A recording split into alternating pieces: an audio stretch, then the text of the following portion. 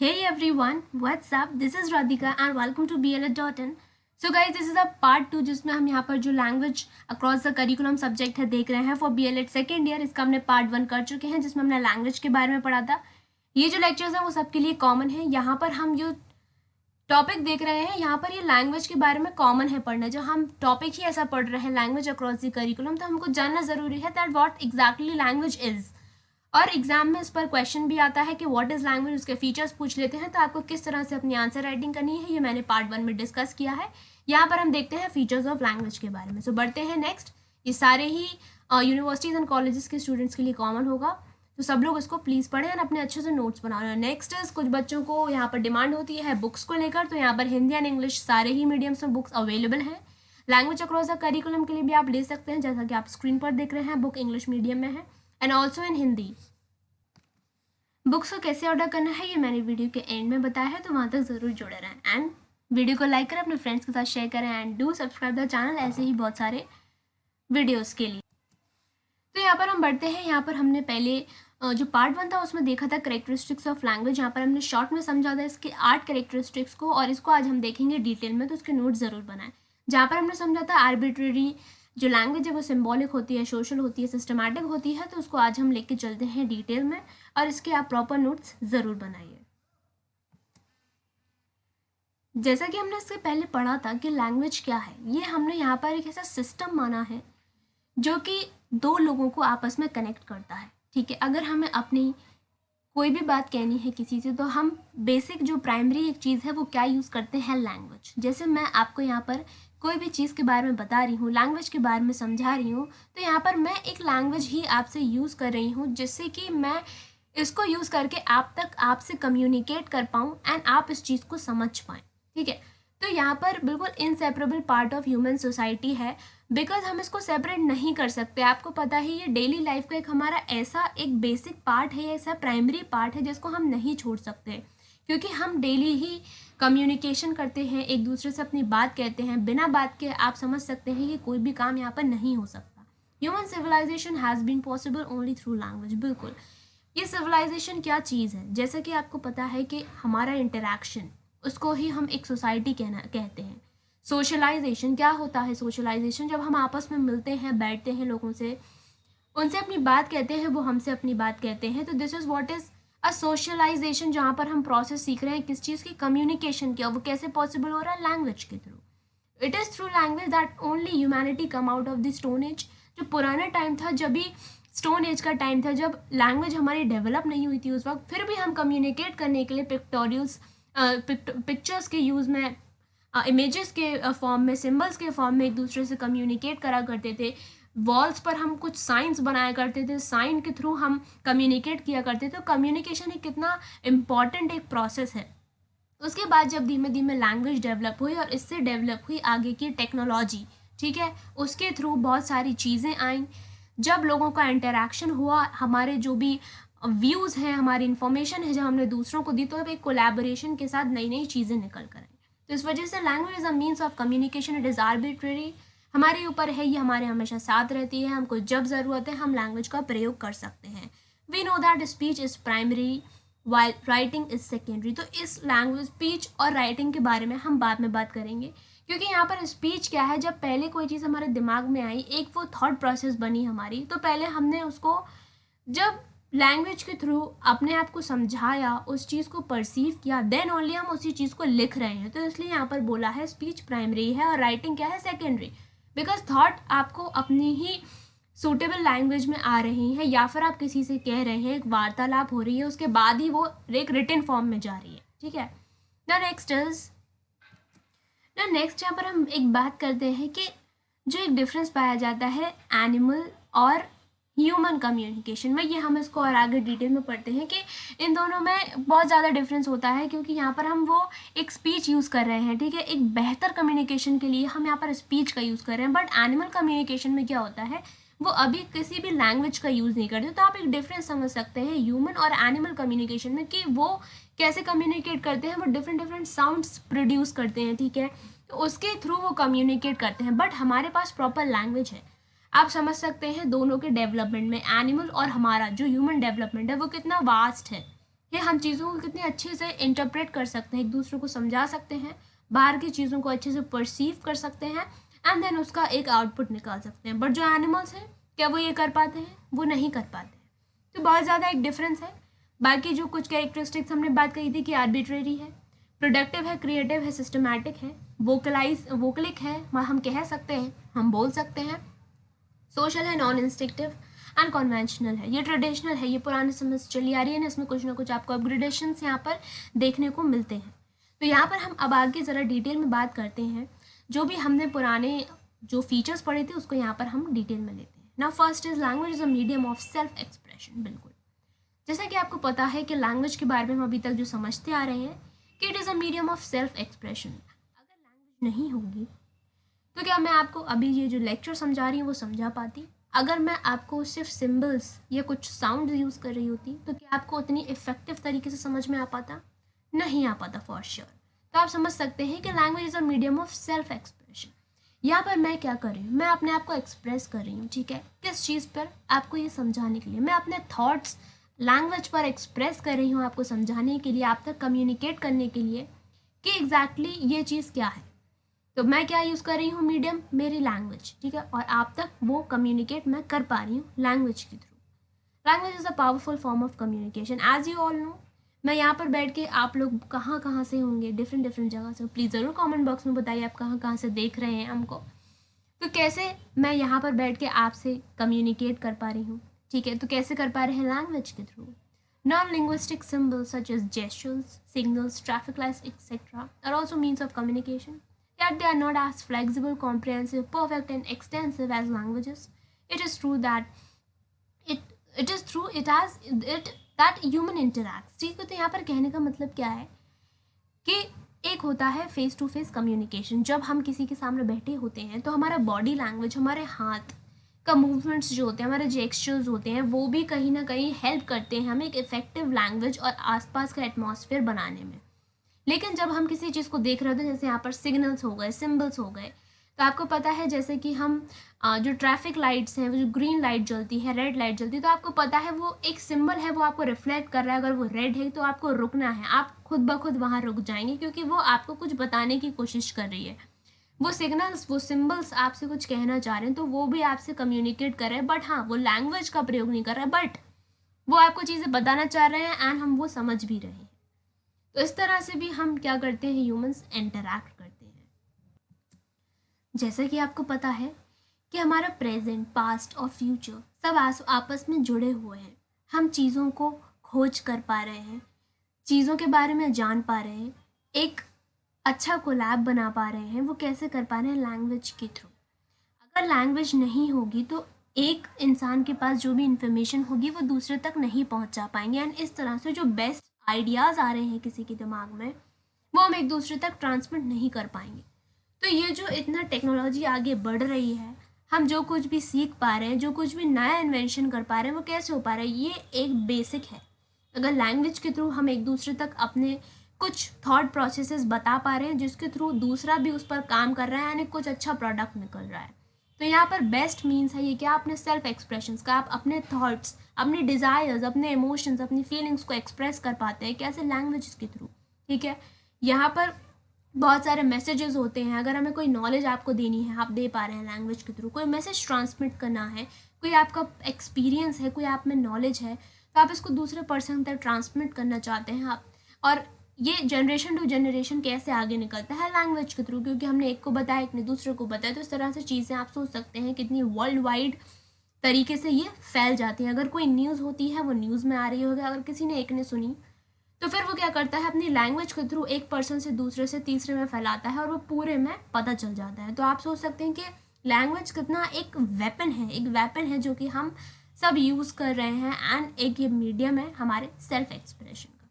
I hope आपको guys ये समझ में आ गया होगा। नेक्स्ट हम देखते हैं language is arbitrary. Language is arbitrary, जैसा कि हमने यहाँ पर पढ़ा है, यहाँ पर हम इसको और डिटेल में देखते हैं कि लैंग्वेज इज आर्बिट्रेरी का मतलब यहाँ पर ये है कि जो भी हम, आपने देखा है हम डिफरेंट कल्चर से होते हैं, डिफरेंट कंट्रीज़ के लोग होते हैं, हर क्षेत्र में अपनी अलग अलग लैंग्वेज चल रही होती है। अब वो लैंग्वेज हमने अपने ही अनुसार बना ली है, ठीक है? अब तो वो क्या हुआ कि जो वर्ड हमको कम्युनिकेशन में ईजी लगा तो वो वर्ड हमारे प्रचलन में आ गया, वो चीज़ हम यूज़ करने लगे और वो रेगुलर बेसिस पर चल रहा है और हमको पता है कि इस वर्ड का मतलब क्या है हमारी लैंग्वेज में, तो हम वो समझ पा रहे हैं। तो इसका मतलब आर्बिट्रेरी का मतलब यही होता है कि हमने अपनी स्व इच्छा से अपने अनुसार वर्ड्स के फॉर्मेशन कर दिए और पर उसी से हमारी लैंग्वेज का फॉर्मेशन हो गया और उसको ही हम यूज़ कर रहे हैं। जैसे कि यहाँ पर रीज़न मतलब एक एग्जाम्पल दिया है कि जो शब्द फीमेल है इसको हम वुमेन कहते हैं इंग्लिश में, औरत कहते हैं उर्दू में, जैन पर्शियन में, फेमिनिन इन फ्रेंच। तो यहाँ पर हमने अपने अनुसार एक ही वर्ड को अलग अलग नाम से हम यहाँ पर बुला रहे हैं और उसको हम अपनी अपनी लैंग्वेज में समझ रहे हैं। तो the choice of a word selected to mean a particular thing और आइडिया प्योरली आर्बिट्रेरी, कि हमारी ये चॉइस थी, हमने अपनी स्व इच्छा से अपने हिसाब से उस वर्ड को सेट किया, लेकिन एक बार वो वर्ड जैसे सेट हो गया कि हमको इंग्लिश में विमेन, हम वुमेन समझते ही, वुमेन कहते ही हम समझ जाते हैं कि यहाँ पर किस बारे में बात हो रही है। तो एक बार जैसे हमने उस चीज़ को नाम दे दिया तो वो अब प्रचलन में आ गया, वो चलता चला आ रहा है, ठीक है। तो this is what is arbitrary, कि हमने अपने अपने हिसाब से चीज़ों को फॉर्म किया, वर्ड्स को फॉर्म किया और हम उसको यूज़ कर रहे हैं। तो नेक्स्ट इज़ यहाँ पर वो कहने का मतलब है क्योंकि ये आर्बिट्रेरी है तो हमने अपने हिसाब से बनाया। अगर ये नहीं होती तो हम फोर्सफुली अगर कहते तो पूरे दुनिया में सिर्फ एक ही लैंग्वेज रिवॉल्व हो रही होती। अगर कहीं पर एक जो सर्टेन टाइप्स ऑफ रूल्स या इंस्ट्रक्शंस होते कि नहीं पूरे वर्ल्ड में एक ही लैंग्वेज बोली जानी है तो वो सारे ही वर्ड सबके लिए कॉमन होते अगर लैंग्वेज आर्बिट्रेरी नहीं होती तो ये हुआ language is arbitrary. Next is हम यहाँ पर समझ रहे हैं लैंग्वेज इज सोशल। इसके पहले मैं आपको एक चीज़ बताना चाहती हूँ कि जो भी हम लोग टॉपिक्स पढ़ रहे हैं, जो हमने समझे, जैसे हमने लैंग्वेज इज आर्बिट्रेरी समझा तो आपके पास इतना मैटर है, आपने इस चीज़ को समझा। अब आप ज़रूरी नहीं है कि इस चीज़ को आप लाइन बाय लाइन लिखें, ये पैरा आप पूरा एग्जैक्टली एग्जाम में लिखा है, नहीं, इसको आपको समझना है एंड इसमें आपको अपने अच्छे से व्यूज़, आप क्या सोचते हैं इस बारे में, आपका और क्या कहना है, तो उस चीज़ के बारे में आपको एग्जाम में लिखना है। यहाँ पर आपको कोई रट्टा नहीं मारना है, ना ही यहाँ पर टू कॉपी करने की कोई ज़रूरत है। चीज़ों को समझें और एक अच्छा आंसर फ्रेम करें। नेक्स्ट हम बात करते हैं लैंग्वेज इज सोशल, जो कि हमने बात करी कि लैंग्वेज हम कैसे यूज़ करते हैं एक दूसरे से कनेक्ट करने के लिए, और जब हम कनेक्ट करते हैं तब बात आती है ग्रुप्स की, तब बात आती है सोशल ग्रुप्स की, बात आती है सोशलाइजेशन, सिविलाइजेशन की। यहाँ पर हम अपनी फीलिंग्स को बारे में बात करते हैं, अपने थॉट प्रोसेस को बताते हैं एक दूसरे को, अपने इमोशंस को एक दूसरे तक पहुँचाते हैं, हम एक दूसरे से इंटरेक्ट करते हैं, एक दूसरे से रिलेट कर पाते हैं, एक दूसरे का कोऑपरेट कर पाते हैं। कैसे कि अगर हमारी कोई बात है, हमको किसी हेल्प की ज़रूरत है तो हम किसी और से कहते हैं तो इन रिटर्न हमको हेल्प मिल जाती है। तो ये क्या है, एक आपसी मतभेद है, ये यूनिटी है, ये कोऑपरेशन है, ठीक है। तो इसी तरह से क्या बिल्ड होते हैं सोशल इंस्टीट्यूशंस। सोशल इंस्टीट्यूशंस का मतलब यहाँ पर है आपसी समझौते, ठीक है, इंटरेक्शन हम कर पा रहे हैं, एक यूनिटी बिल्ड हो रही है। तो लैंग्वेज एग्जिस्ट इन सोसाइटी, बिल्कुल, it means of nourishing and developing culture and establishing human relationships. हम एक दूसरे से कैसे कनेक्ट कर पाते हैं, लैंग्वेज के थ्रू। जब कोई अननोन हमसे मिलता है तब हम उसको अपनी बात, वो हमसे अपनी बात लैंग्वेज के थ्रू ही बता पाते हैं। हम एक स्ट्रॉन्ग किसी अननोन व्यक्ति से हम एक बहुत अच्छा रिलेशन बिल्ड कर पाते हैं, क्यों, अपनी बात को एक्सप्रेस करके। Next is language is symbolic. अब जो लैंग्वेज है उसमें क्या होता है, वेरियस साउंड्स जो हैं वो यूज़ हो रहे होते हैं, ठीक है, जो यहाँ पर उसकी फोनोलॉजी यूज़ हो रही होती है, जो मॉर्फोलॉजी यूज़ हो रही होती है, ये हम आगे और डिटेल में देखेंगे ये सब चीज़ें क्या है। बेसिक्स जो है, जो साउंड यूज़ है, मतलब जो बेसिक एक जो साउंड है उसको यहाँ पर हम उसकी स्टडी को फोनोलॉजी बोलते हैं। तो लैंग्वेज क्या है, कंसिस्ट ऑफ वेरियस सिम्बल्स। तो वो सिम्बल्स क्या करते हैं, कुछ ना कुछ ऑब्जेक्ट्स के बारे में बता रहे होते हैं, कुछ ना कुछ उसकी मीनिंग होती है। तो जैसे यहाँ पर हमने जो सिंबल की बात करी थी, जैसे जो ट्रैफिक लाइट्स होती हैं, बहुत सारे एरोज बने होते हैं वहाँ पर कि आपको लेफ़्ट जाना है तो लेफ़्ट के लिए लेफ़्ट, राइट के लिए राइट। तो वो चीज़ें कुछ लैंग्वेज नहीं है, वो कुछ कह नहीं रहे हैं आपसे, लेकिन वो सिंबल है, पर उसके थ्रू भी आप चीज़ों को समझ पा रहे हैं, उससे कनेक्ट कर पा रहे हैं। ये सिंबल्स भी क्या है, आर्बिट्रेरी हैं, अपने हिसाब से हमने बनाया है कि कौन सा हम लेफ़्ट के लिए यूज़ कर रहे हैं, कौन सा राइट के लिए। लेकिन हमने एक बार जब उसको समझ लिया, उस चीज़ को जान लिया कि ऐसा वाला सिंबल लेफ़्ट के लिए यूज़ हो रहा है, तो वो चीज़ हमने परसीव कर लिया और वो हमेशा ही हम उसको ऐसे ही समझेंगे कि अगर इस तरह का कुछ एरो है या फिर रेड लाइट शो हो रही है तो हमको रुक जाना है, या फिर ग्रीन लाइट शो हो रही है तो हमको चल देना है। तो ये कहीं पर लिखा हुआ है नहीं, ये हमने अपने अकॉर्डिंग बनाया इस चीज़ को। हो सकता था कि ग्रीन लाइट भी हम यूज़ कर लेते रुकने के लिए और रेड लाइट यूज़ कर लेते हम मूव करने के लिए, लेकिन अब क्या है, वो चीज़ हमारे दिमाग में फिट हो गई है कि रेड लाइट जो है हमने अपने उसकी जो इंटेलिजिबिलिटी है, मतलब कि उसको हमने इतना फ्लेक्सिबल बनाया है कि हम उसको अपने हिसाब से समझ पा रहे हैं। अगर हम उसको नहीं समझ पाते तो कोई उसका मतलब नहीं निकलता कि हमने रेड लाइट जो है अभी वो हमको रुकना है एंड ग्रीन में हमको मूव करना है, तो ये हमने समझ लिया है। तो ये भी क्या है, आर्बिट्रेरी है, लेकिन ये सिंबॉलिक फॉर्म में एक लैंग्वेज यूज हो रही है जिसके थ्रू भी हम कनेक्ट कर पा रहे हैं। तो लैंग्वेज सबसे ज़्यादा बेस्ट कब है, जब हम उसको समझ पाएँ, जो सिंबल्स हमने उसके लिए रखे हैं, किसी भी पर्टिकुलर चीज़ के लिए रखे हैं, वो हम वहाँ पर समझ पाएँ, तब वो लैंग्वेज क्या होगी, यूजफुल, पर्पसिव होगी और इफेक्टिव होगी। नेक्स्ट हम बात करते हैं यहाँ पर सिस्टमैटिक होती है language. Although the language is symbolic yet is symbols are arranged in particular system. अगर कोई भी सेंटेंस हम बना रहे हैं तो उसका प्रॉपर अरेंजमेंट बहुत ज़रूरी है, बहुत ही सिस्टमैटिक होना चाहिए। अगर आप कोई भी स्टेटमेंट गलत तरीके से कह रहे हैं, उसके वर्ड्स इधर उधर कर दे रहे हैं, तो क्या आप वो सेंटेंस इफेक्टिव वे में समझ पाएंगे कि कोई क्या कहना चाह रहे हैं? आप नहीं समझ पाएंगे। तो इसको ही हम सिस्टमैटिक वे में कहते हैं। जैसे हमारी लाइफ का एक सिस्टम होता है, हम सुबह उठते हैं, देन अपने सारे काम करते हैं, एक के बाद एक सिस्टमैटिक लाइफ हमारी होती है, चीज़ें लगी होती हैं आपस में। तो वैसे ही लैंग्वेज का है, यहाँ पर सारी चीज़ें एक क्रोनोलॉजिकल ऑर्डर में आपकी फिट हैं, जो कि आपके लिए और हमारे लिए इजी होता है समझने में। अदरवाइज किसी में कोई भी चीज़ हम समझ नहीं पाएंगे और उसका सिस्टम नहीं बैठ पाएगा।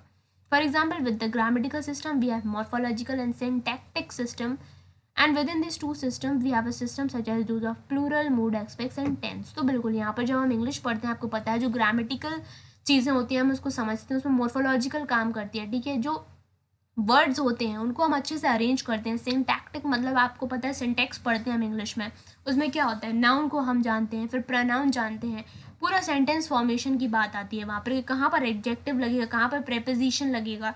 तो ये क्या है, ये सिस्टम है जहाँ पर हम चीज़ों को सही तरीके से सेट कर रहे हैं, तभी उसका एक इफेक्टिव मतलब निकल के आता है। तो ये थी language is systematic. Now next is language is vocal. जैसा कि आपको पता है कि लैंग्वेज हम कैसे बोल पा रहे हैं, कहीं ना कहीं कुछ साउंड्स इसके पीछे काम कर रहे हैं, जो फिजियोलॉजिकल आर्टिकुलेटरी मैकेनिज्म होता है हमारी बॉडी में, जो कि रिस्पॉन्सिबल होता है साउंड को प्रोड्यूस करने में। जैसे कि आपको पता है कि हमारे नेक में लेरिंग्स होते हैं, जिसको हम कहते हैं वॉइस बॉक्स।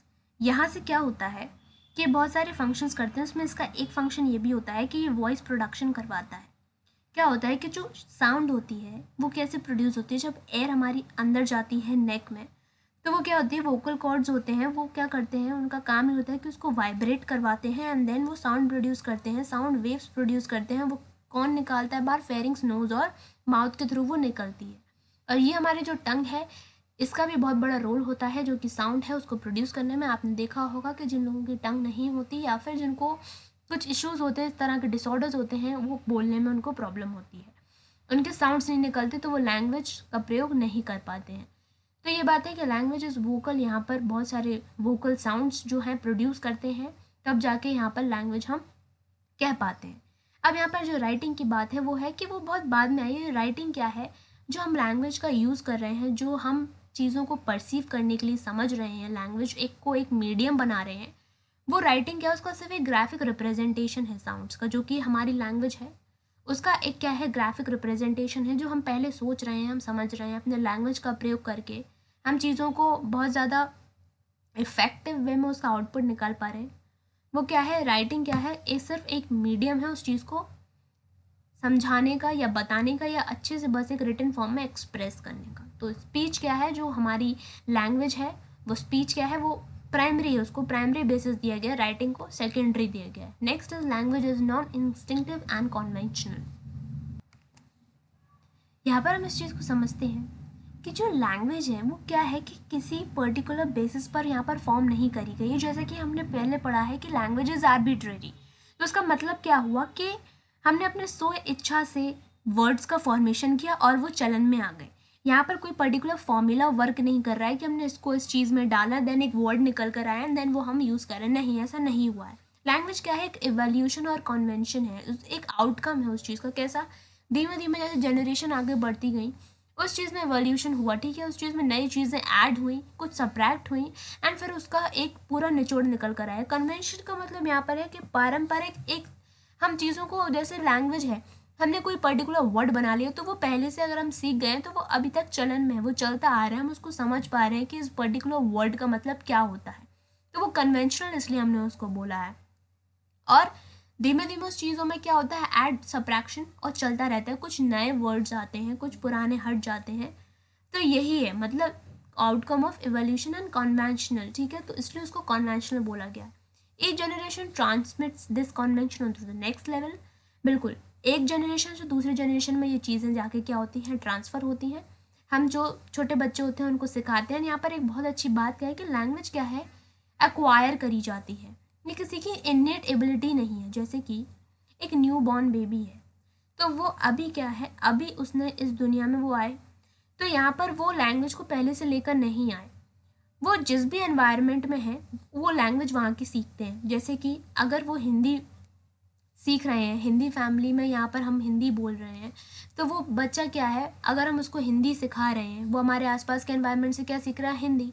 अगर वो यहाँ का नेटिव नहीं है, वो बाहर का कहीं नेटिव, वो अमेरिका का है, ठीक है, तो वहाँ पे क्या है, वो अपनी अमेरिकन इंग्लिश सीख रहा है, तो उसको हिंदी तो नहीं आएगी क्योंकि ये उसकी इन्नेट एबिलिटी नहीं है। तो लैंग्वेज क्या है, हम अक्वायर करते हैं, ये पहले से हम लेकर नहीं आते, इसलिए इसको नॉन इंस्टिंक्टिव कहा गया है, because this is what we acquire, human beings acquire language, ठीक है। तो इस चीज़ को आप हमेशा से याद रखो, और ये अक्वायर्ड वर्ड बिल्कुल अच्छे से याद रखें क्योंकि ये हमारी इन्नेट एबिलिटी नहीं है, यहाँ पर हम चीज़ों को सीख रहे होते हैं।